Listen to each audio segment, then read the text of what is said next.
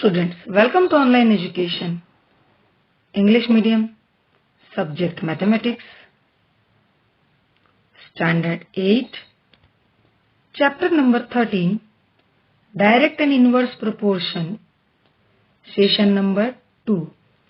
In the previous session or session number 1, we have discussed what is variation and direct proportion, and we also did the sums of exercise 13.1 till question number 3. So in today's particular session, we will do the rest of the sums of exercise 13.1. So let's start with question number 4. In question number 4, a machine in a soft drink factory fills 840 bottles in 6 hours. How many bottles will it fill in 5 hours? Okay, तो 6 hours में कितनी bottles fill करते? 840. ठीक है, तो 5 hours में कितने करेगा? डेफिनेटली कम होगा ना. सपोज x किया तो क्या करेंगे? Cross multiplication. 6x equals to 840 into 5 और x equals to 840 into 5 upon 6. Clear? तो बहुत इजीली आ जाता है ना. Now here I am having solution. Let the required number of bottles be x. ऐसे टेबल बना लेना. दो क्वांटिटीज है, number of bottles and time in hours. तो जब 840 बॉटल्स है तो टाइम कितना है? 6 आवर्स. तो x बॉटल्स के लिए कितना होगा? 5 आवर्स. ठीक है, तो हम क्या करेंगे? इसका क्रॉस मल्टीप्लीकेशन करेंगे because they are directly proportionated. क्योंकि अगर नंबर ऑफ बॉटल्स डिक्रीज होगी तो नंबर ऑफ आवर्स भी डिक्रीज होगा ना. Since the two quantities are directly proportional, 840 upon x equals to 6 upon 5. ठीक है, तो 840 upon x equals to 6 upon 5. अभी इसका हम क्रॉस मल्टीप्लीकेशन करेंगे तो 6x इक्वल्स टू 5 इंटू 840 और x equals to 5 into 840 upon 6. Clear? That is 700 bottles. तो 5 आवर्स में मशीन कितने बॉटल फिल करेगी? 700. Hence the required number of bottles 700. Easy है ना. तो अगर एक क्वांटिटी इंक्रीज हो रही है और दूसरी भी इंक्रीज हो रही है then it is a direct variation. Clear? Now question number 5. A photograph of a bacteria enlarged 50,000 times attains a length of 5 cm as shown in the diagram. What is the actual length of the bacteria if the photograph is enlarged 20,000 times only? What would be its enlarged length? Okay, तो यहाँ पर जो bacteria का photo है यानी कि जो उसकी पिक्चर है उसकी लेंथ जब 5 सेंटीमीटर है, एक्चुअल लेंथ 5 सेंटीमीटर है, तो फोटोग्राफ में कितना है? 50,000. ठीक है, मतलब उसका 50,000 टाइम्स वो बड़ा है उससे. Got it? तो जब हम इस पिक्चर को 20,000 टाइम्स एनलार्ज करेंगे तो बैक्टीरिया की एक्चुअल लेंथ क्या होगी? तो यहां पर आपकी रिक्वायर्ड दो क्वांटिटी क्या है? Actual length of the bacteria and enlarge in photograph. Clear? Question समझ में आया? मैप याद करो कि वहां पर एक्चुअल लेंथ और जो मैप में दिखाया जाता उसके बीच में क्या होता था? डिफरेंस होता था ना. यानी कि वो टाइम के अकॉर्डिंग जो हमने वहां पर सेंटीमीटर या फिर जो ग्राफ में मेजरमेंट लिया होता है उसके अकॉर्डिंग उसको हम एनलार्ज करते थे. तो यहां पर भी वैसा ही है. Let the actual length be x. तो हमने क्या किया? एक्चुअल लेंथ को x अज्यूम किया. क्लियर? तो जब ओरिजिनल लेंथ 5 सेंटीमीटर है तो फोटोग्राफ में कितने टाइम एनलार्ज हो रहा है? 50,000 टाइम्स. तो जब एक्चुअल लेंथ x होगी तो फोटोग्राफ में कितना है? 20,000 times.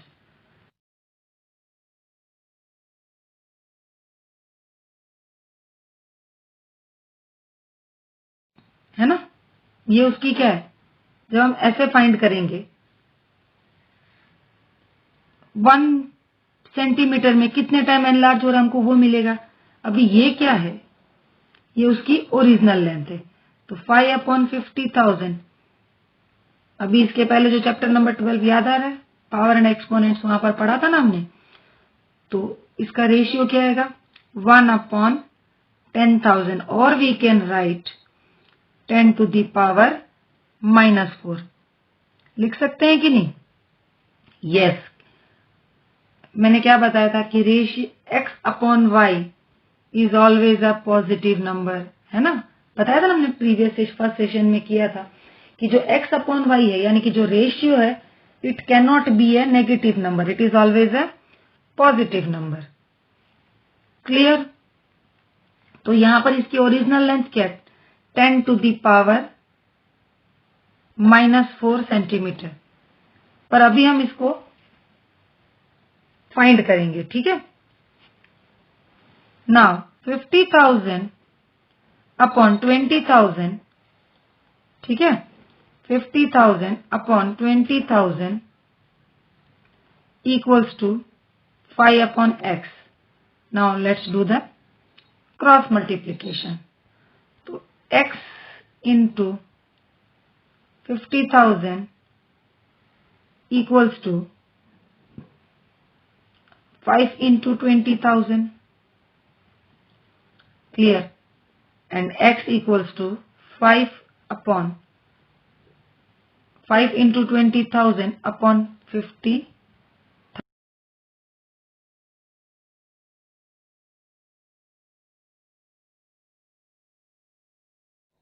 It means when the photograph is 20,000 times enlarged, its actual length will be 2 centimeter. Clear?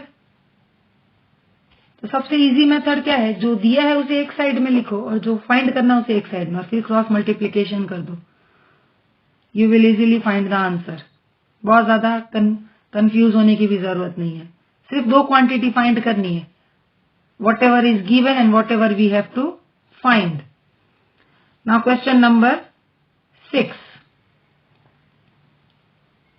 In a model of a ship the mast is 9 centimetre high. Mast मतलब ये जो कपड़ा होता है ना, जिससे हमें पता चलता है ना, जो शिप चलाते हैं उनको क्या पता चलता है ना किस डायरेक्शन में जाना है, तो इसको ये जो कपड़े का ये होता है ना, इसको मास्ट बोलते हैं।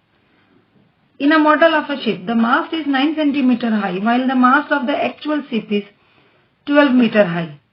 If the length of the ship is 28 meter, how long is the model ship? तो अभी क्वेश्चन क्या है कि इस मास्ट की हाइट जब 9 सेंटीमीटर है तो शिप की एक्चुअल हाइट कितनी है 12 मीटर। तो जब शिप की हाइट 28 मीटर होगी तो यहां पर मॉडल शिप की कितनी होगी, मीन्स ये जो हम ड्रॉ करेंगे उसकी हाइट कितनी होगी। Clear? So let the required length of the model ship be x metre. Okay, तो यहां पर जब मास्ट की हाइट 9 सेंटीमीटर है, लेंथ कितनी है शिप की 12 मीटर।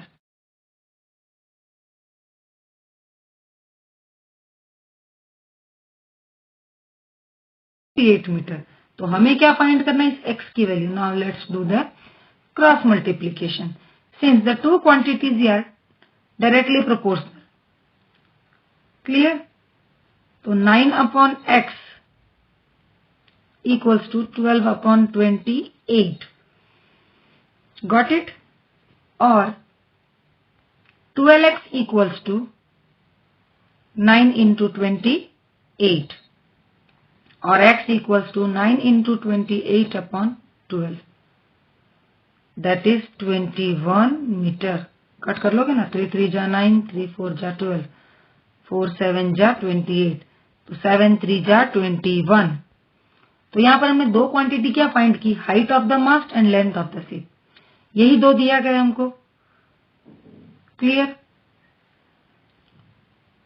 फिर उसको क्रॉस मल्टीप्लीकेशन कर देना है। Got it? Then question number 7। Suppose 2 kg of sugar contains 9 into 10 to the power 6 crystals.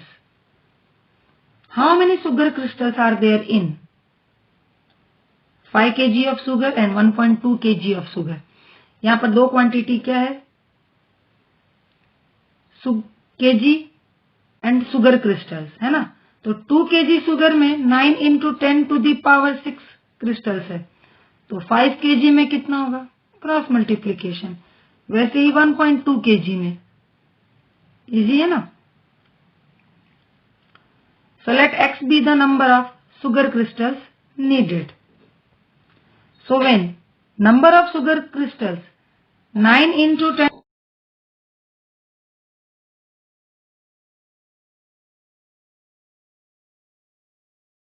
और अगर ऐसे नहीं समझ में आए तो जो दिया है ना उसे हमेशा लेफ्ट साइड में लिखो कि जब 2 kg शुगर है तो शुगर क्रिस्टल्स कितने हैं? 9 into 10 to the power 6.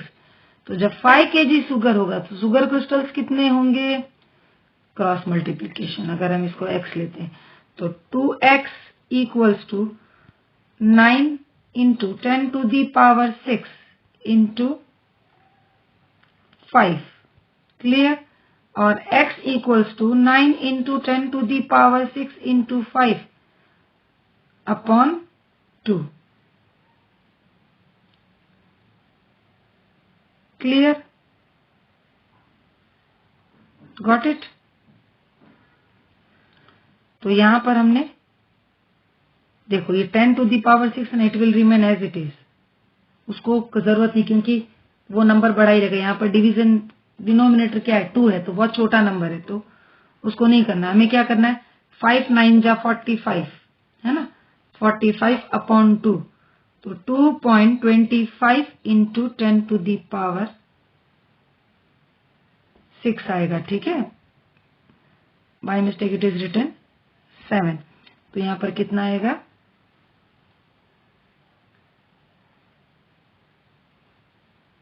6. ठीक है. बट अभी ये कौन सा फॉर्म हो गया याद करो. इसके अकॉर्डिंग यहां पर 6 आना चाहिए था है ना यहां पर. बट अभी यहां पर जब 45 अपॉन 2 करते हो तो आंसर कितना आता है? 22.5 into 10 to the power 6.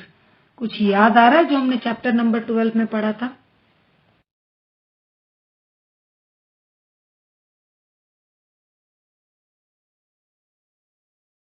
Initial power है ना एक नंबर के साथ प्रोडक्ट में. बट ये नंबर क्या स्टैंडर्ड फॉर्म में है? नहीं. तो हम क्या करेंगे? इसको स्टैंडर्ड फॉर्म में कन्वर्ट करेंगे. तो 2.25 into 10 to the power 1 into 10 to the power 6. तो कितना हो जाएगा? 2.25 into 10 to the power 6 plus 1 7. ऐसी बात नहीं मान लेने की, अपनी बुद्धि भी लगाने की कि यहाँ पर क्यों आया 10 to the power 7. और क्या 45 अपॉन 2 2.25 थोड़ी होता है. वो होता है 22.5. पर हमको इसको क्या करना है? स्टैंडर्ड फॉर्म में कन्वर्ट करना है. और स्टैंडर्ड फॉर्म की डेफिनेशन क्या थी? कि a number should be written with the product of initial power of 10 and the number should be between 1 to 10. तो ये जो 22.5 है ये तो ग्रेटर देन 10 है. तो हम क्या करेंगे? इसको बिटवीन 1 and 10 लेके आएंगे. तो कैसे लाएंगे? डेसिमल को एक प्लेस शिफ्ट करेंगे. Got it. आया समझ में? तो ये हमने एक वैल्यू फाइंड की. अभी हमें एक और करनी है ना. 1.2 के लिए भी फाइंड करनी है. So that is when number of sugar crystals 9 into 10 to the power 6, weight of the sugar is 2 kg. And when number of crystals y, then weight of the sugar 1.2. तो same with the previous one. जैसे हमने पहले किया था ना वैसे ही करेंगे एग्जैक्टली. क्लियर. तो since the two quantities are directly proportional so 9 into 10 to the power 6 upon y equals to 2 upon.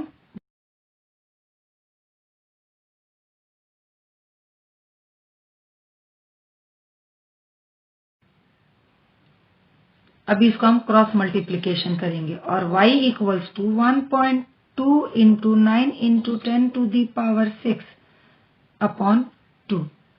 Clear?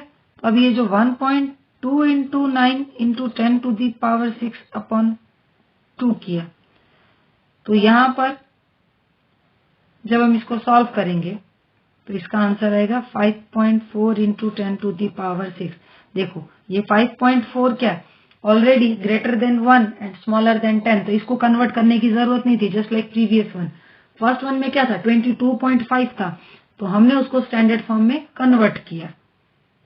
मैंने बताया था ना जब चैप्टर नंबर 12 पढ़ाया था पावर एंड एक्सपोनेंट्स, वहां पर बताया था ना कि जब बड़े नंबर होते हैं उसको हम, या फिर साइंटिफिक नोटेशन होते हैं उसको हम कैसे लिखते हैं, ऐसे स्टैंडर्ड फॉर्म में लिखते हैं. तो नंबर क्या होता है, it must be greater than 1 and less than 10 and with the product of initial power of 10. Clear? So hence the required number of sugar crystals 5.4 into 10 to the power 6. Got it? Easy है ना? Then question number 8.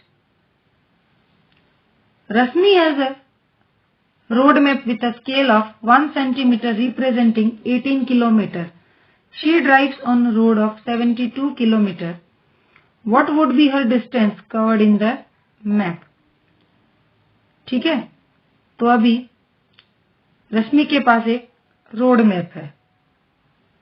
Clear? उस road map में जब 1 centimetre है तो actual distance कितना covered होता है,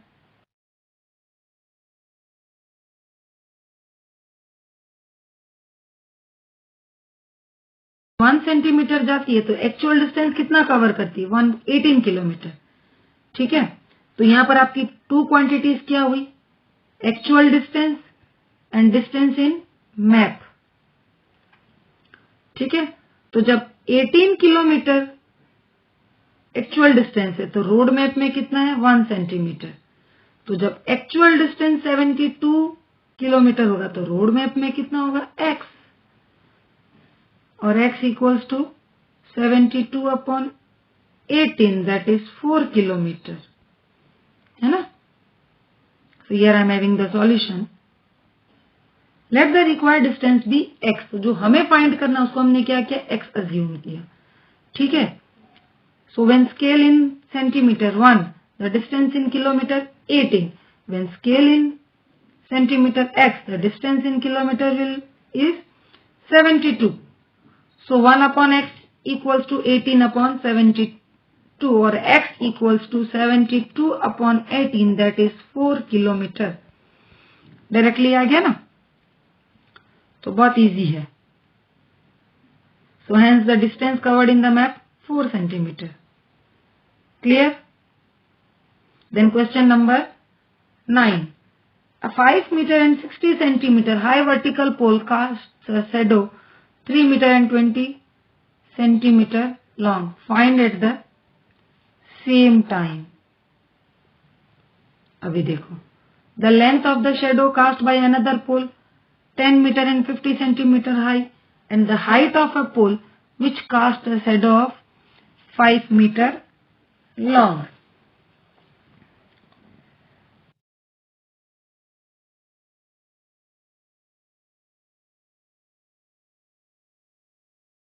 सेंटीमीटर है तो उसके शेडो की हाइट कितनी है, 3 मीटर एंड 20 सेंटीमीटर. तो दो क्वांटिटी मिल गई कि height of the pole and height of the shadow. Clear? अभी हमें फाइंड करना है कि जब 10 मीटर 50 सेंटीमीटर पोल की, नहीं, शेडो की हाइट है तो पोल की हाइट कितनी होगी. क्लियर? सेकंड में भी ऐसा ही है. नहीं, फर्स्ट वन में लेंथ फाइंड करना है, सेकेंड वन में पोल की हाइट फाइंड करनी है. ठीक है, so let the required length be shadow x metre. Got it? जब हाइट, पोल की हाइट क्या है, 5 मीटर एंड 60 सेंटीमीटर, तो लेंथ ऑफ शेडो, शेडो की लेंथ कितनी है, 3 मीटर एंड 20 सेंटीमीटर. तो जब पोल की हाइट 10 मीटर एंड 50 सेंटीमीटर होगी तो शेडो की लेंथ कितनी होगी, वो हम x अज्यूम कर लेते हैं. अभी रेशियो वाले मेथड से निकालो। 5 metre and 60 centimetre upon 10 metre and 50 centimetre equals to 3 and 20 upon x, हो ना, 3 metre and 20 centimetre upon x। So 5.60 upon 10.50 equals to 3.20 upon x। मैंने क्या किया, इसको डेसिमल में कन्वर्ट कर लिया। अभी क्रॉस मल्टीप्लीकेशन कर दो। So here 5.60 into x equals to 3.20 into 10.20 into 10.50 upon 5.60। अभी सबका डेसिमल रिमूव कर दो। देखो यहां पर किया मैंने, सबका डेसिमल रिमूव कर दिया। इन दोनों का, इसका हटाएंगे तो ऊपर 100 मल्टीप्लाई करेंगे, इसका हटाएंगे तो नीचे 100, तो ये 100 कैंसिल। तो अभी ये 1/100 किसका किया मैंने, ये 3.20 का किया। क्लियर? अभी सॉल्व कर लो। So the required length will be 6 metre. Clear? तो यानी कि जब 10 मीटर एंड 50 सेंटीमीटर पोल की हाइट होगी तो उसके शैडो की हाइट कितनी होगी, 6 मीटर। Got it? इजी है ना? देन अभी सेकेंड वन और फाइंड करना ना इसमें। When height of the pole is 5.60, the length of the shadow is 3.20। तो यहां पर हमें पोल की हाइट फाइंड करनी है। पहले में क्या करनी थी, शैडो की हाइट फाइंड करनी थी। क्लियर? तो जब शैडो की हाइट 5 है तो पोल की हाइट कितनी होगी, तो यहां पर मैं इसको मैंने y अज्यूम किया है। Got it? अभी वही same 5.60 upon y equals to 3.20 upon 5। Clear?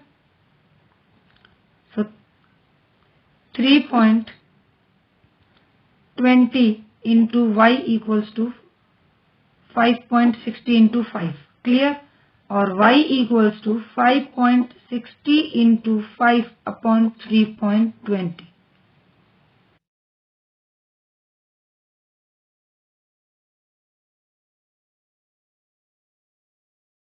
Solve कर लेना इसको। क्लियर? डेसिमल हटा देना, सॉल्व करके फिर से डेसिमल लगा देना। तो hence the required length is 8 metre and 75 centimetre. Easy है ना? Then question number 10। A loaded truck travels 14 kilometers in 25 minutes. If the speed remains same, how far can it travel in 5 hours? तो क्या करें, यहां पर पहले unit same करेंगे, kilometre और मिनट से। तो इस 5 आवर्स को भी हम मिनट में कन्वर्ट करेंगे। ठीक है ना? हमारा रेशियो फाइंड करने का पहला कंडीशन क्या है कि that units must be same. So let the required distance be x kilometre. Clear? तो जब 14 किलोमीटर डिस्टेंस है तो टाइम कितना है, 25 मिनट्स। तो जब x किलोमीटर डिस्टेंस होगा तो टाइम कितना होगा, 5 आवर्स, दैट इज 300 मिनट्स, है ना? 560 जा 300। तो मैंने क्या किया, इसको मिनट में कन्वर्ट कर दिया। अभी टाइम यूनिट सेम हो गई ना। अभी 14 upon x equals to 25 upon 300 और x equals to 14 into 300 upon 25, that is 168 kilometer. Got it? So the truck will cover 168 kilometer in 5 hours. Clear? So here we have completed exercise 13.1, which is based on direct proportion. Sums easy थे ना? तो जैसा मैंने बताया वैसे दो quantity find करनी है और फिर इसको रेशियो एंड प्रोपोर्शन मेथड से फाइंड कर लेना। Clear? So in our next